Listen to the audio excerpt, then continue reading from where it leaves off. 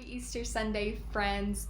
As Brother John and Brother Brent have both been speaking to us the past couple of days about the crucifixion of Christ and then also the waiting after that, today we get to talk about the resurrection. That is the good stuff.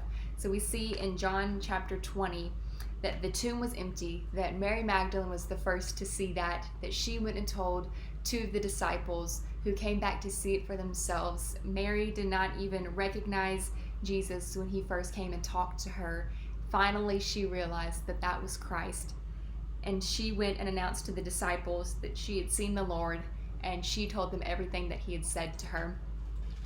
Later that same evening, we see that the disciples were gathered together, and Jesus came and spoke to them, and he said, in verse 19, he said, "Peace to you."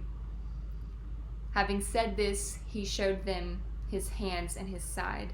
So the disciples rejoiced because they knew that Christ was no longer dead, that he had been resurrected, and that there was still hope. Even though he had already told them that, they needed to see it themselves. In verse 21, Jesus said to them again, "Peace to you, as the Father has sent me, I also send you."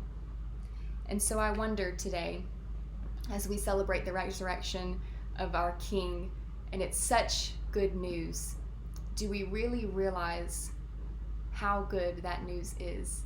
That this is the most important day in history and the most important day of our faith, because this is the best news that we could ever receive. But for those of us that maybe have grown up in church or heard this every year or maybe even multiple times a year, I think sometimes we forget just how important this is.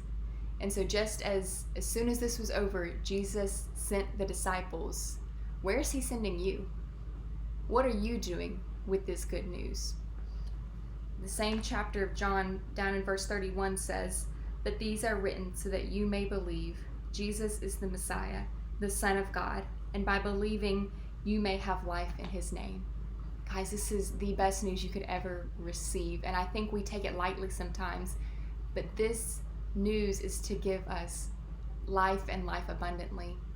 But what are you doing with it? Have you accepted it for yourself, first of all? If so, are you telling others? Are you going out and sharing this good news that is life-saving and life-changing with others? So today, as we celebrate the resurrection, and while it may not look like a normal Easter because of all of the things going on in the world right now, that doesn't change the fact that we can still celebrate that our Christ is risen, that is good news, and that we can do something about it. We can share that good news. So that's my challenge for you today. What does this good news mean for you, and what are you doing with it? Happy Easter.